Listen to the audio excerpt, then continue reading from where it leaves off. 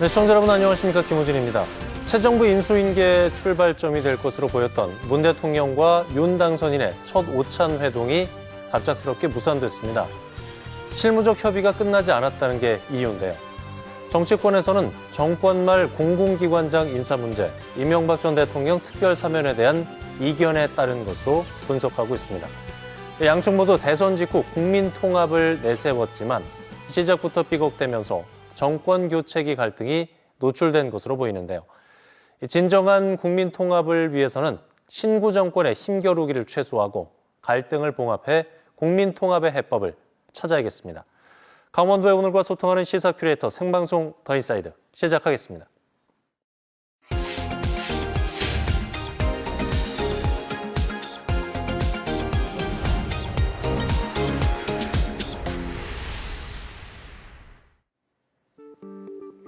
네, 오늘 하루를 뜨겁게 달군 사건, 사고부터 놓치지 말아야 할 주요 뉴스를 한눈에 정리해드리는 오늘은 뉴스캐스터 김수민입니다.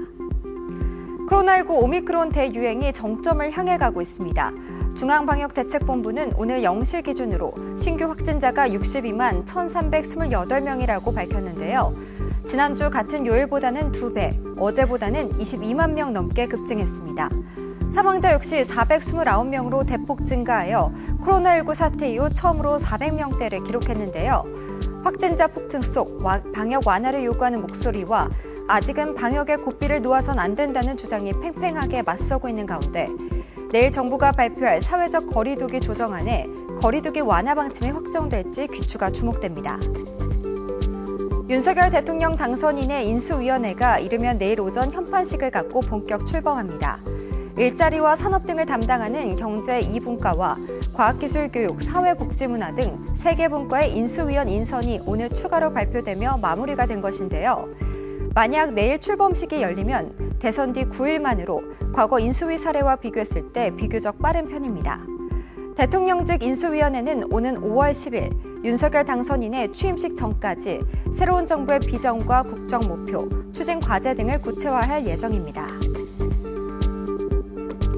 동해안 산불로 인한 피해 복구 비용이 2천억 원이 넘을 것으로 보입니다. 지난 3월 4일부터 열흘 동안 이어진 동해안 산불은 산림 약 2만 4천 헥타르를 태우고 발생 지역 인근 주민들의 삶의 터전까지 앗아가며 역대 최대 피해를 기록했는데요. 동해와 강릉은 산지 복구 비용을 각각 452억 원, 1,280억 원으로 추산하고 있으며 가장 피해가 큰 삼척은 피해 규모를 산출하는 데 어려움을 겪고 있으나 인근 지역 산불 피해 정도를 감안해 볼 때 최소 수백억 원 이상으로 예상하고 있습니다. 민간 피해 규모까지 더해지면 복구 비용은 더 불어날 전망입니다. 지금까지 오늘은 뉴스캐스터 김수민이었습니다.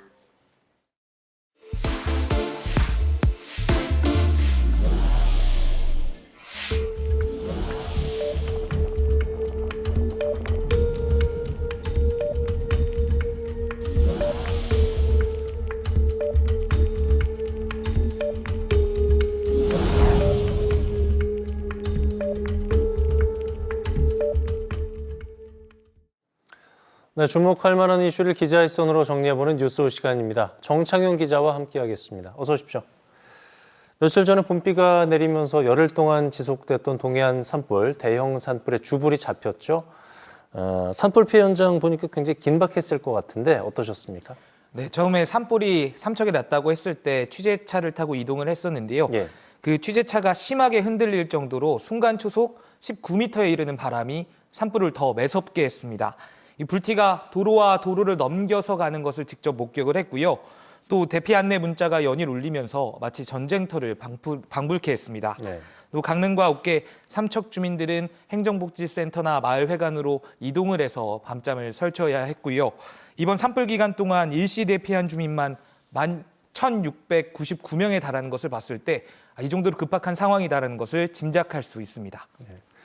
당시에 도내 곳곳에서 동시다발적으로 산불이 발생을 했고 역대 최장 산불로 기록이 될 만큼 피해가 컸는데 피해 규모, 면적 상당할 것 같아요. 어떻습니까? 네, 맞습니다. 영월 산불이 4일, 또 삼척 산불은 9일까지 이어지면서 최장 산불로 기록됐습니다. 네. 그만큼 산림 피해가 심각했습니다. 도내에서는 6,400여 헥타르의 산림 피해와 391동의 건물이 소실됐고요. 또 나눠서 보자면 삼척이 2,369헥타르, 동해가 2,100헥타르, 또 강릉이 1,900헥타르, 영월이 80헥타르 등의 피해가 났습니다. 축구장 9,032개만큼의 살림이 타버린 것입니다. 그만큼 이재민 피해도 컸는데요. 강릉에서는 5세대에 5명, 동해에서는 53세대에 111명이 집을 떠나서 지금 임시거처에 머무르고 있는 상황입니다. 이 산불 원인과 관련돼서 산림당국하고 경찰에서 계속 수사하고 있잖아요. 담뱃불 같은 실화 가능성에 무게를 두고 조사하고 있다는데요. 네, 맞습니다. 어제 이제 울진 그 발화 지점에서 유관기관들이 합동 감식을 벌였는데요. 네. 담뱃불로 인한 실화 가능성에 무게는 두고 있지만 그 검증하는 데는 꽤 오랜 시일이 걸릴 것 같습니다. 예. 하지만 최근 3년간의 도내에서 발생한 산불을 좀 살펴보면 모두 219건 가운데 141건, 다시 말해서 64%가 담배꽁초나 실화로 인한 산불로 분석됐습니다. 따라서 건조한 날씨에는 개개인이 이 화재 예방에 더욱더 주의를 해야겠고요. 또 강릉동해 산불의 경우에는 방화범의 소행으로 지금 꼽히고 있는데 강릉경찰서는 지난 11일 일반 건조물 방화 또 산림보호법 위반 혐의로 60대 남성을 검찰에 송치했습니다. 이번 사태에 대해서 정부가 삼척에 이어서 강릉 동해까지 특별 재난 지역으로 선포를 했죠. 앞으로 보상 지원 어떻게 이루어지나요? 네, 우선 산불로 인한 부상자에게는 정도에 따라서 500만 원에서 1,000만 원까지 지원이 이루어지게 되고요. 예. 또 생계가 곤란한 가구에는 1인 가구 기준으로 48만 8,800원부터 한 명씩 늘어날 때마다 23만 2천 원씩이 추가된 생계비를 지원받게 됩니다. 또 300만 원 한도에서 의료비와 또 하루 1인당 8천 원의 구호비를 받을 수 있고요. 또 주택복구지원금은 전소됐을 때가 1,600만 원, 반소됐을 때가 800만 원을 지원받을 수 있습니다. 각 단체에서도 도움이 이어지고 있는데 제가 그중 가장 감명을 받았던 것은 고성 산불 피해 이재민들이 이번 동해 옥계 삼척 이재민들한테 소정의 지원금을 주겠다고 네. 밝힌 점이 가장 감명 깊었습니다. 네. 대형 산불 관련돼서 정부가 특별 재난 지역 선포한 게 이번이 이제 4번째인데 그동안의 지원이나 보상을 보면은 현실적이지 못하다 이런 얘기들도 있거든요. 문제점이 뭐라고 보세요? 네, 바로 지원금의 문제인데요. 네. 이 고성 이재민 얘기를 안 할 수가 없습니다. 이 고성도 특별 재난 지역으로 선포됐지만 네. 1,300만 원에 불과한 정부 지원금으로는 집을 지을 수가 없었기 때문인데요. 고성 산불 당시 집을 잃은 이재민들이 받은 금액은 최대가 1억 1,500만 원입니다. 1억 1,500만 원 중에 6천만 원은 국민 성금이었고 네. 또 도비와 군비로 지원된 주택 복구비가 4,200만 원이었습니다. 그렇다고 한다면 이 특별 재난 지역으로 지정되면서 정부가 지원한 돈은 1,300만 원이 전부였던 겁니다. 예. 동해안 산불 나오면은 양간지풍 얘기를 많이들 하곤 하는데 이번 산불이 주불 진화가 어렵고 또 더디게 진행된 이유는 어디 있다고 봐야 될까요? 네, 바로 바람의 색인데요. 네. 우선 제가 처음에 말씀드렸듯이 초속 19m에 달하는 강한 바람이 불었고 또 바람이 세게 불면서 동해 이곳저곳에서 산불이 발생했습니다. 예. 따라서 소방용이 많이 동원됐긴 했지만 여러 군데에서 이제 산불이 그다음에 주택으로 옮겨가면서 소방력이 분산됐고요. 또 하나의 문제점은 진화 헬기의 문제점입니다. 삼척의 경우에는 울진과 같은 권역으로 묶이면서 이 진화 헬기가 울진의 피해가 더 심해지자 울진 쪽으로 이제 몰려서 투입됐고 예. 한때 단 3대만이 삼척에 남아서 산불을 진압하는 과정이 있었습니다. 이 때문에 이 도에서는 강원도에서는 대형 소방 헬기를 도입해서 좀 산불을 방지해야 되는 거 아니냐 이런 얘기가 나오고 있는 상황입니다. 동시다발적인 산불 그리고 진화헬기 문제가 겹쳤군요. 이게 동해안 산불이 매년 반복되고 있는데 이런 악몽의 고리를 이제는 좀 끊어야 될 때가 아닌가 싶고요. 모쪼록 이재민들이 빨리 따뜻한 보금자리로 돌아왔으면 좋겠습니다. 정창현 기자, 잘 들었습니다.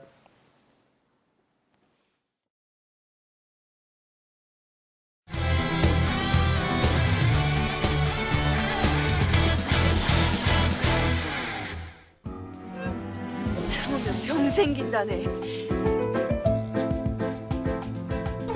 달동네 슈퍼집 파워.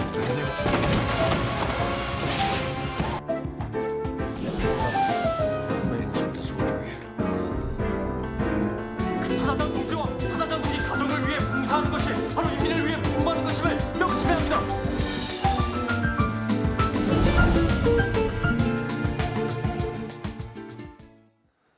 네, 생방송 더 인사이드 함께하고 계신 지금 시각 6시 55분 지나고 있습니다.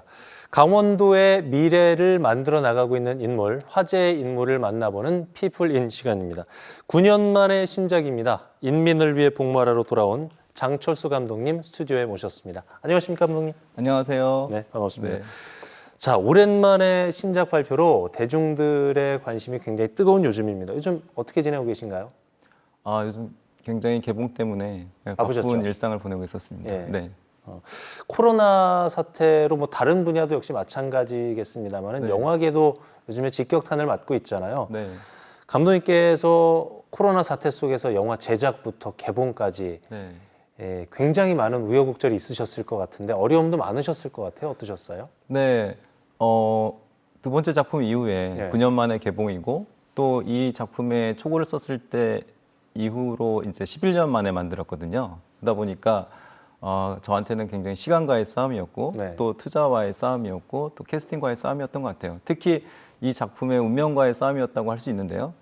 저희가 준비가 되기 전에는 이 작품이 더 이렇게 준비가 되도록 예. 저희를 기다리게 했고 또 이제 저희가 준비가 됐을 때는 이 작품이 잘 만들어질 수 있도록 예. 이 작품이 도와준 것 같습니다. 예.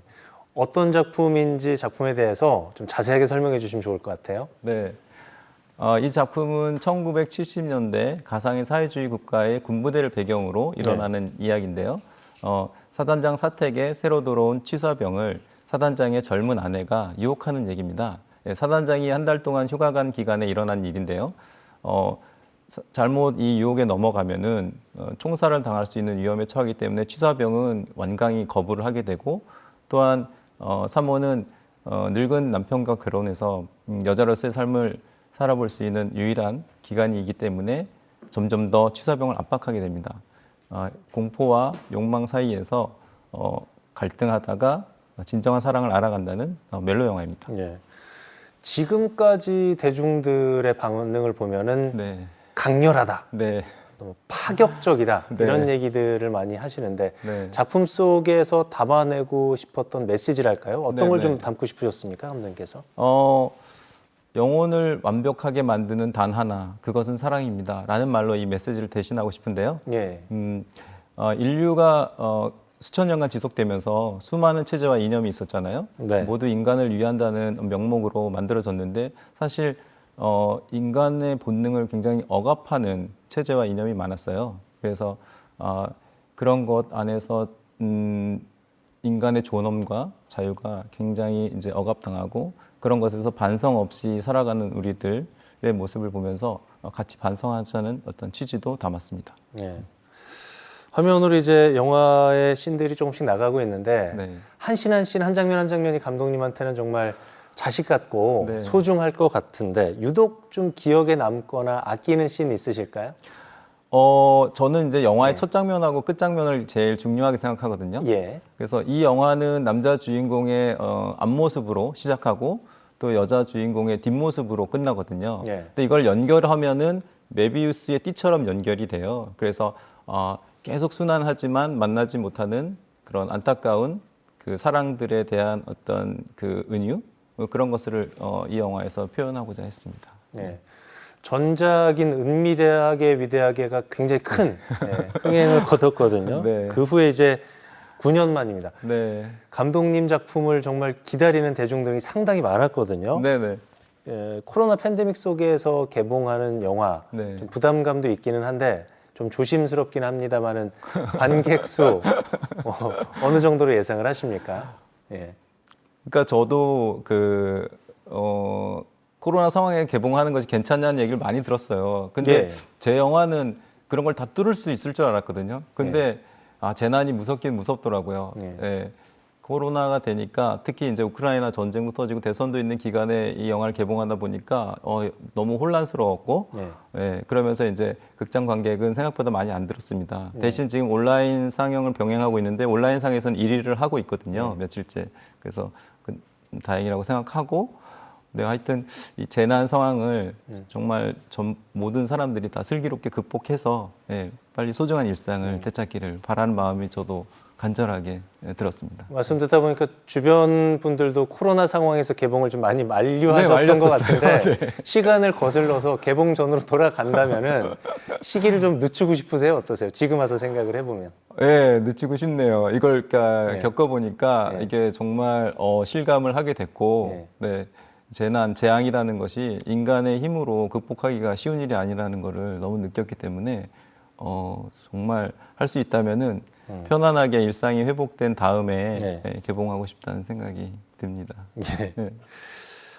역시 감독님 모셨을 때는 강원도 얘기는 빼놓을 수 없을 것 네. 같아요. 영월 출신이신 걸로 알고 있는데 네. 유년기를 그럼 영월에서 계속 보내신 거예요, 감독님? 네, 그렇죠. 저 영월에서 태어나서 예. 또 이제 대학교 가기 전까지 영월에서 살았고 지금도 네. 부모님은 영월에 살고 계십니다. 그래서 자주 영월에 내려갑니다. 네. 네. 강원도 출신 감독님이시기 때문에 작품 활동을 하는 데 있어서 좀 강원도 출신이라는 것이 네. 작품 속에 좀 녹아들지 않을까라는 네. 생각도 드는데 어떠세요, 감독님께서는? 그러니까 아무래도 유년 시절을 이렇게 자연 속에서 뛰어놀았잖아요. 네. 그런 게 건강 측면에서도 저를 굉장히 이렇게 지탱해주는 힘이 되는 것 같고 또 제가 이제 살던 데는 정말 산골이었거든요. 그래서 제가 6살 네. 때 전기가 처음 들어왔어요. 그러다 네. 보니까 저보다 훨씬 연배가 많은 분들이 경험할 수 있는 것들도 제가 경험했고 네. 또 그리고 이제 저는 이제 뭐 산골에서부터 중소도시, 대도시까지 다 살다 보니까 공간적으로도 많은 경험들이 있고 그런 것들이 서울에서 자라거나 도시에서 자란 감독들보다는 저한테 풍부한 어떤 경험, 그런 어떤 관점 그런 것들을 제공하는 것 같아요. 예. 네. 강원도 얘기하다 보니까 감독님 얘기도 나왔고 네. 주연 배우인 연우진 씨가 또 네. 강원도 강릉 출신 아니겠습니까? 네, 네, 네. 이게 팔이 안으로 굽은 건가요? 강원도 출신이라서 섭외가 된 건지 아니면은 작품 쓰실 때 연우진 배우를 캐스팅하려고 생각을 하셨는지 좀 궁금합니다. 처음부터 연우진 배우를 염두에 두고 쓴 건 아니고 예. 이제 캐스팅 과정에서 연우진 배우를 만났는데 강릉 출신이라는 것에 대해서 이제 더 반가웠죠. 예. 네, 그래서 이후에 뭐 강릉 출신이기 때문에 몸을 이제 바닷가에서 태우고 그랬다는 얘기도 듣고 예. 네, 그러면서 이제 더 동질감을 많이 느꼈는데요. 근데 저는 우선은 이제 배우를 뽑을 때는 그런 외모의 어떤 느낌도 중요하지만 내면의 어떤 그 싱크로율, 시나리오상의 주인공과 싱크로를 되게 중요하게 생각해요. 그래서 연우진 배우를 만났을 때 실제로 가족도 부양하고 있었고 영화 속의 어떤 주인공처럼 그리고 내면의 영혼도 굉장히 아름다운 것을 봤거든요. 그래서 이 배우면은 이 역할을 정말 잘 수행할 수 있겠다 그런 느낌이 들어서 뭔가 7년 전에 처음 같이 해보자고 이렇게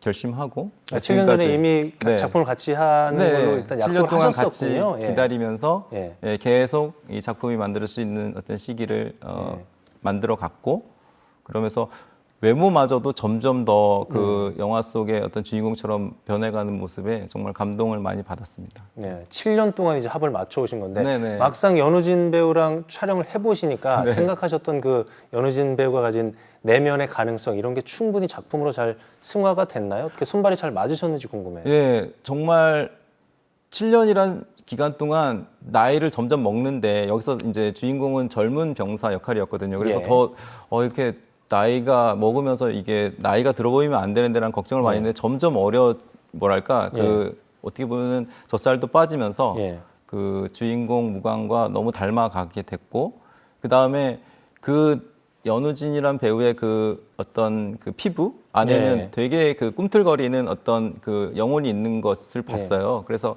그 막을 찢어서 그 영혼이 헐헐 나비처럼 날 수 있게 그러게 해주고 싶다 그런 생각도 많이 들었고 근데 네. 배우가 정말 실제로 작품 촬영하는 동안 그렇게 보여준 것 같아요. 네. 네.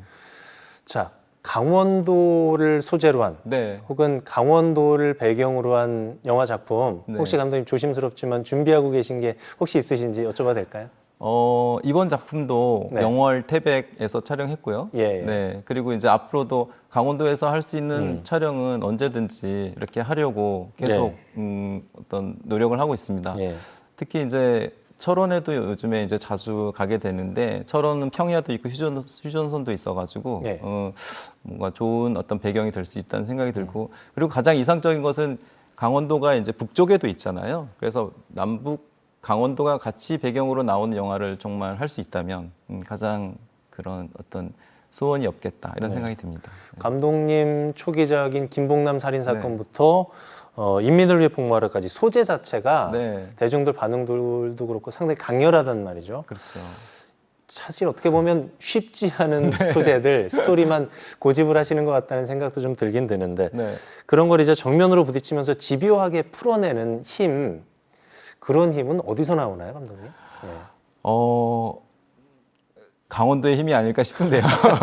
근데 네. 어쨌든 저는 영화는 극단적인 강렬함이 있어야 된다고 생각해요. 예. 네. 그래서 그런 걸 자꾸 추구하게 되고 그리고 운명에 갇혀서 발버둥 치면서 더 나은 인간이 되려고 하는 어떤 주인공들이 이야기를 좋아하거든요. 네. 그거는 저도 뭔가 이제 어려움이 있지만 그 안에서 조금 더 나은 인간이 되려고 노력하기 때문에 네. 그런 주인공들의 이야기를 많이 찾게 되는 것 같아요.